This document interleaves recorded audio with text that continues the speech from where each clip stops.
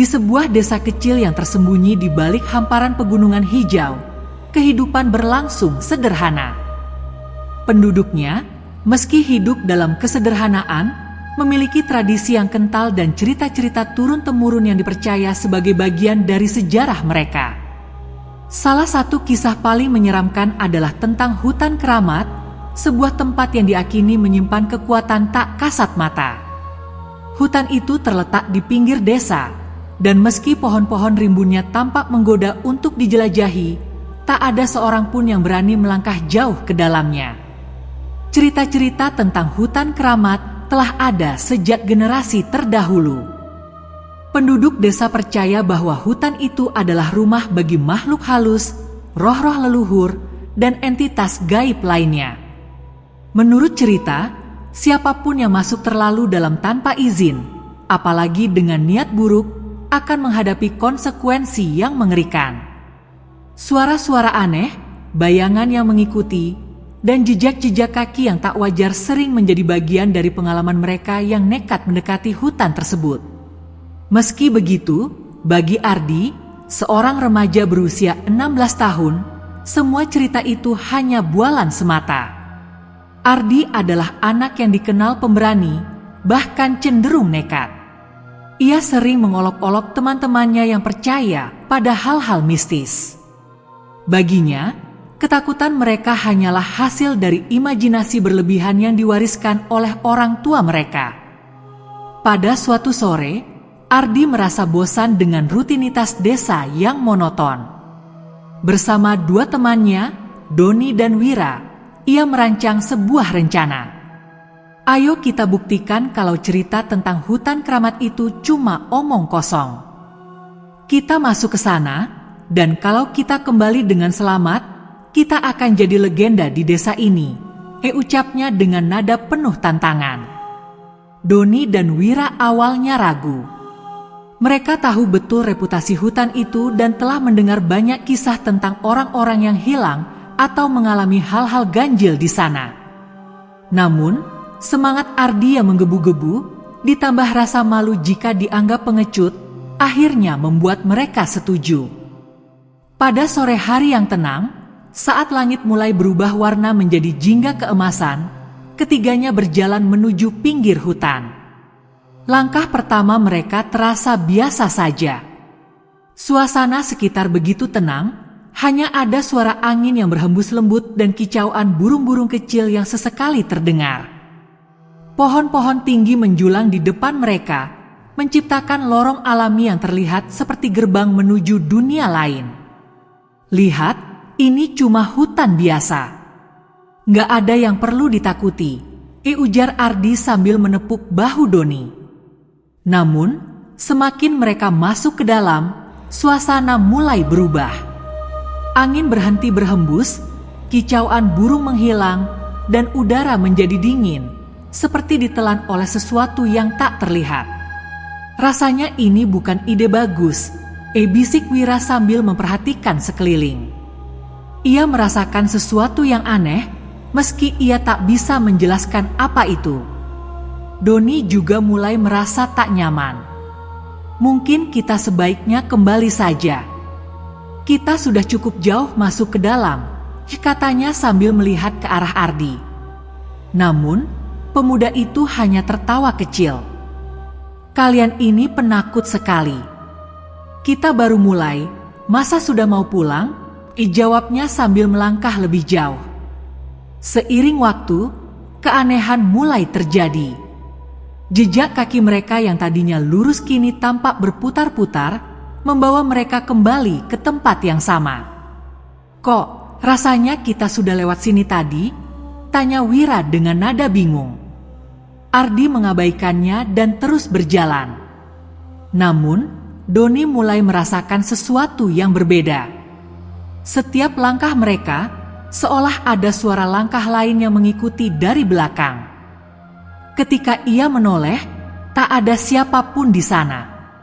Tapi suara itu terus terdengar, semakin lama semakin dekat. Langit yang tadinya terang perlahan berubah menjadi gelap. Kabut tipis mulai menyelimuti sekitar mereka, menambah suasana seram yang tak bisa diabaikan lagi. Doni, yang sudah tak tahan dengan rasa takutnya, akhirnya berteriak, Ardi, kita harus keluar sekarang. Aku gak peduli apa kata kamu, aku mau pulang. Namun, Ardi tetap keras kepala. Ia menatap Doni dengan tatapan tajam. Kalau kamu mau pulang, silakan saja. Aku akan terus maju. Aku gak akan jadi pecundang seperti kalian, katanya dengan suara penuh amarah. Doni dan Wira akhirnya memutuskan untuk kembali, meninggalkan Ardi sendirian di tengah hutan yang semakin mencekam. Namun, setelah beberapa langkah, mereka menyadari sesuatu yang mengerikan. Jejak kaki mereka, yang seharusnya mengarah keluar, justru berbalik arah menuju kedalaman hutan. Kedua remaja itu saling berpandangan, wajah mereka penuh ketakutan. Doni mencoba memeriksa ponselnya untuk menelepon seseorang, namun tak ada sinyal sama sekali. Sementara itu, Wira mulai merasakan kehadiran sesuatu yang tak kasat mata, seperti ada bayangan gelap yang mengikuti mereka di antara pepohonan. Dengan rasa takut yang semakin besar, Doni dan Wira mencoba kembali ke arah Ardi. Namun, pemuda itu sudah menghilang dari pandangan mereka, seperti ditelan oleh kegelapan hutan. Ketika mereka memanggil namanya, suara mereka hanya bergema, tanpa jawaban sedikit pun. Kini, mereka benar-benar terjebak dalam mimpi buruk yang tak pernah mereka bayangkan sebelumnya. Kabut semakin tebal, menutupi pandangan mereka hampir sepenuhnya. Hanya bayangan pohon-pohon besar yang tampak samar di kejauhan. Doni merasa seperti ada sesuatu yang memegang bahunya, namun ketika ia menoleh, tak ada siapapun di sana. Jantungnya berdegup kencang, dan keringat dingin mulai membasahi wajahnya meski udara terasa sangat dingin. Wira pun mulai berdoa dalam hati, berharap apapun yang ada di hutan itu tidak mencelakai mereka. Namun, doa itu seolah tak mampu menenangkan kegelisahan yang kian menguasai mereka. Mereka mencoba mengingat jalan keluar, namun setiap arah yang mereka pilih membawa mereka kembali ke tempat yang sama. Sebuah pohon besar dengan cabang yang menyerupai tangan manusia berdiri kokoh di tengah jalan mereka, seakan menjadi penanda bahwa mereka telah tersesat. Wira mencoba menandai batang pohon itu dengan sebuah goresan menggunakan pisau kecil yang ia bawa. Namun ketika mereka berjalan menjauh, pohon serupa muncul lagi di depan mereka, lengkap dengan goresan yang sama. Ini bukan mimpi, kan? Tanya Wira dengan suara gemetar. Doni hanya menggeleng, terlalu takut untuk mengeluarkan suara. Suara langkah kaki yang mereka dengar sebelumnya kini terdengar lebih jelas, seperti ada seseorang yang sengaja menginjak ranting-ranting kering untuk menarik perhatian mereka. Mereka menoleh ke belakang secara bersamaan, namun yang mereka lihat hanyalah kabut tebal dan bayangan gelap yang bergerak cepat di antara pepohonan. Saat itulah mereka mendengar suara tawa pelan, seperti anak kecil yang sedang bermain petak umpet. Suara itu bergema di sekitar mereka, membuat bulu kuduk mereka meremang. Wira mencoba memanggil, siapa di sana? Ardi, itu kamu? Namun, yang menjawabnya hanyalah tawa yang semakin keras, lalu berubah menjadi isakan tangis memilukan. Suara itu begitu nyata, seolah datang dari segala arah, membuat mereka tidak tahu kemana harus melangkah. Dengan sisa keberanian yang mereka miliki, Doni dan Wira mencoba berlari sejauh mungkin dari suara itu. Namun, semakin mereka berlari, semakin jelas bahwa mereka tidak bergerak kemana-mana.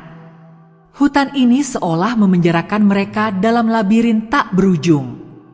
Di tengah keputusasaan, Doni tiba-tiba tersandung sesuatu dan jatuh ke tanah. Ketika ia melihat apa yang membuatnya tersandung, tubuhnya membeku.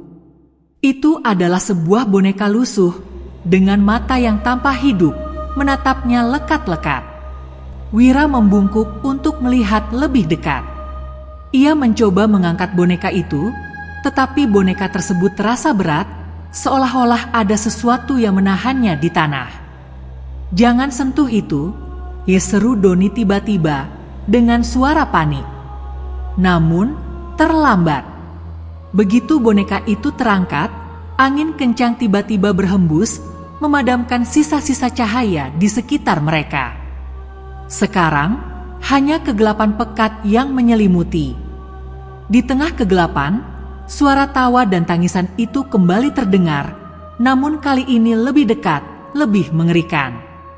Mereka merasakan sesuatu menyentuh tubuh mereka, seperti tangan-tangan kecil yang tak terlihat, mencengkeram dan menarik mereka. Wira berteriak, mencoba melawan, namun tubuhnya terasa lemas, seolah-olah energinya diserap oleh kegelapan yang melingkupinya. Keputusasaan semakin dalam, dan mereka menyadari bahwa hutan ini tidak akan membiarkan mereka pergi begitu saja.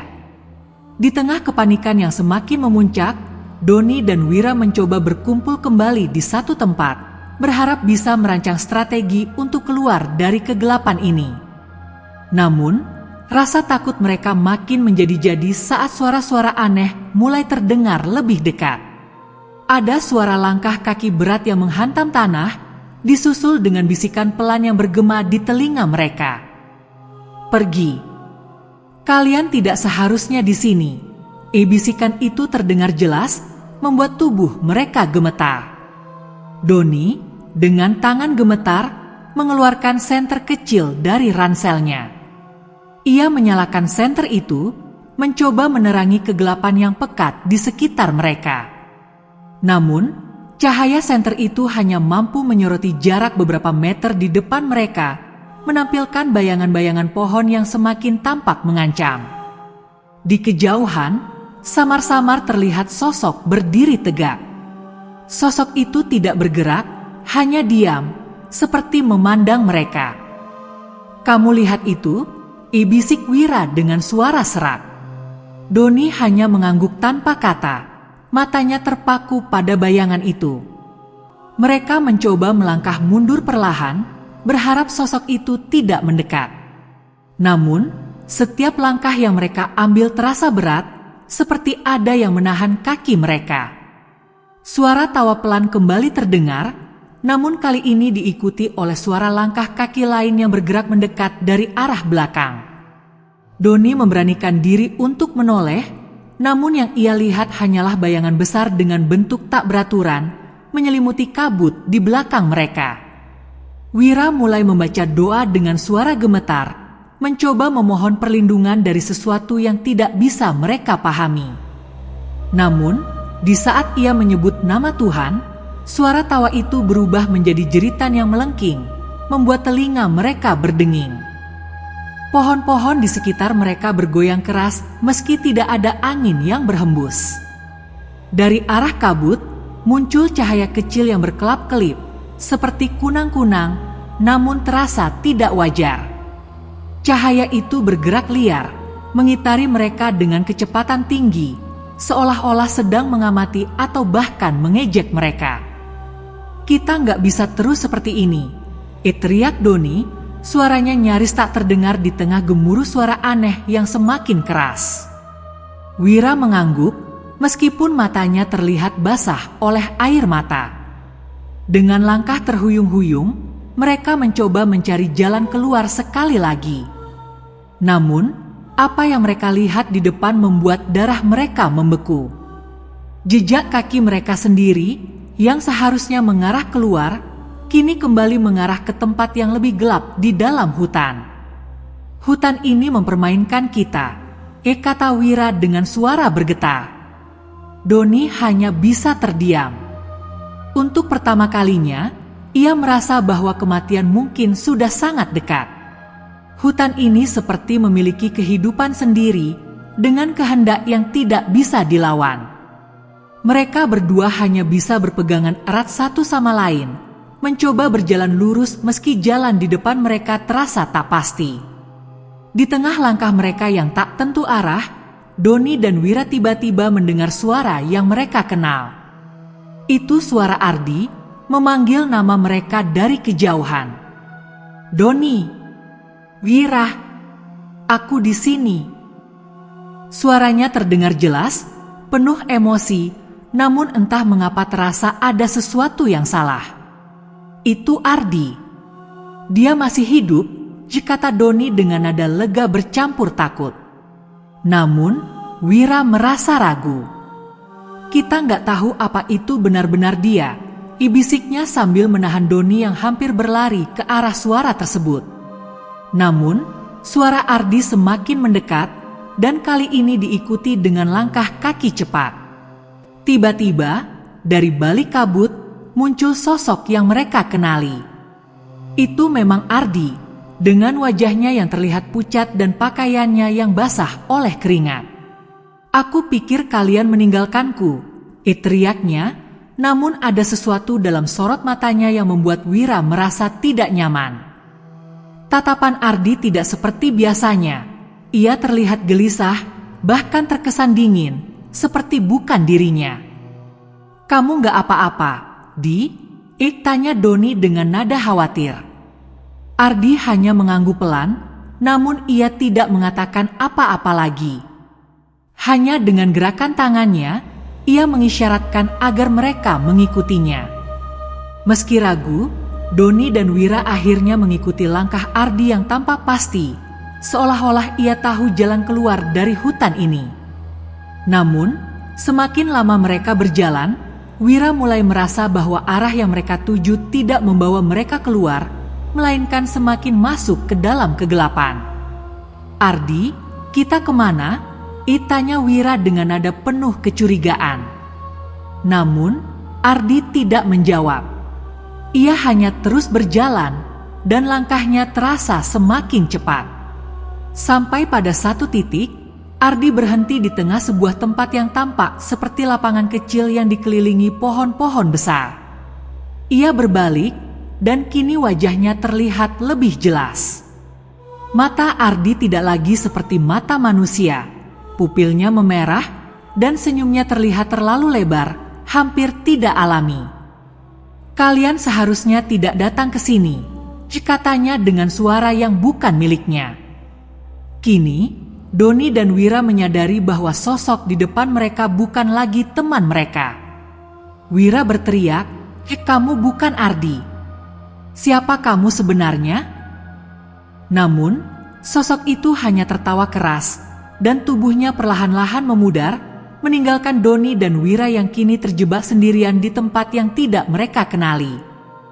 Kabut semakin tebal, menutup seluruh pandangan mereka, dan hanya ada kegelapan serta suara-suara mengerikan yang mengelilingi mereka. Doni dan Wira kini benar-benar kehilangan arah. Langkah mereka tidak lagi mantap, melainkan terseret-seret oleh rasa takut dan kelelahan. Dalam hati, mereka hanya bisa berdoa agar semuanya segera berakhir. Namun, hutan itu seakan menolak membiarkan mereka pergi. Suara langkah kaki dan tawa aneh terus mengikuti di belakang mereka. Kadang terdengar suara ranting patah di kejauhan, kadang juga terdengar bisikan pelan yang menyebut nama mereka, seperti sedang mengundang mereka untuk mendekat. Dalam keputusasaan, Doni mencoba mengingat arah mereka datang. Ia menarik Wira ke satu arah yang menurutnya benar, tetapi semakin jauh mereka melangkah, semakin hutan ini terasa berubah. Pohon-pohon yang semula tampak biasa kini memiliki bentuk yang aneh, dengan cabang-cabang yang menyerupai tangan yang terulur. Beberapa pohon bahkan tampak bergerak pelan, seolah memutar batangnya untuk mengawasi mereka.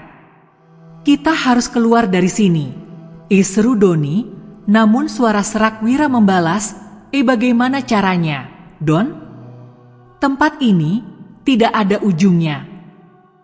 Tiba-tiba, mereka menemukan sesuatu yang membuat tubuh mereka menggigil.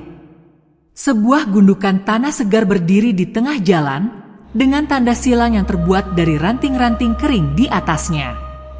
Di sebelah gundukan itu, ada sesuatu yang membuat Doni hampir muntah, sebuah pakaian yang dikenali sebagai milik Ardi. Pakaian itu robek dan berlumuran lumpur, seperti baru saja dikubur. Namun, tidak ada tanda-tanda tubuh Ardi di sana. Wira menjauh dengan wajah pucat, namun Doni mendekat, mencoba mencari petunjuk lebih lanjut. Saat ia mengais gundukan itu dengan tangan gemetar, suara jeritan panjang bergema di seluruh hutan, memekakkan telinga mereka. "Sudah cukup. Kita pergi sekarang," teriak Wira sambil menarik Doni menjauh dari gundukan itu. Namun, langkah mereka kembali terhenti saat kabut yang lebih tebal tiba-tiba turun, menyelimuti mereka hingga tak bisa melihat apapun kecuali bayangan samar di sekitar. Di tengah kabut, sosok tinggi dengan tubuh kurus berdiri diam, mengawasi mereka dengan mata merah menyala. Sosok itu tidak bergerak, namun kehadirannya begitu kuat hingga Doni dan Wira merasa tubuh mereka menjadi kaku. "Kalian tidak diinginkan di sini," suara dalam dan berat terdengar dari arah sosok tersebut. Doni mencoba berbicara, tetapi lidahnya keluh. Tubuhnya terasa beku, sementara Wira sudah tersungkur di tanah sambil menangis. Sosok itu perlahan mendekat, langkahnya tidak menimbulkan suara, namun semakin mendekat, semakin udara di sekitar mereka menjadi dingin. "Aku tidak ingin mati di sini," bisik Wira dengan suara serak, sebelum akhirnya ia berteriak sekuat tenaga dan mencoba berlari ke arah yang berlawanan. Doni mengikutinya, meskipun tubuhnya terasa berat, seperti ditarik oleh sesuatu yang tak terlihat. Setelah berlari tanpa arah selama beberapa menit, mereka akhirnya menemukan sesuatu yang membuat mereka sedikit lega. Di depan mereka, samar-samar terlihat cahaya. Cahaya itu kecil, seperti lampu, namun cukup untuk memberi mereka harapan. Dengan sisa tenaga yang ada, mereka berdua berlari menuju cahaya tersebut.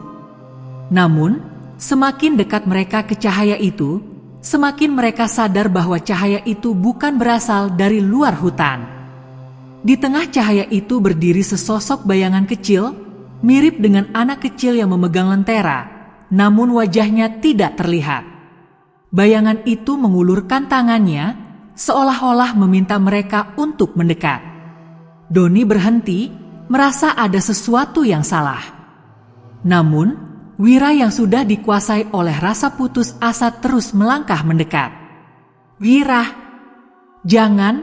teriak Doni, namun temannya itu sudah terlalu dekat. Saat Wira mencoba menyentuh tangan bayangan itu, cahaya lentera tiba-tiba padam, dan jeritan Wira menggema di seluruh hutan.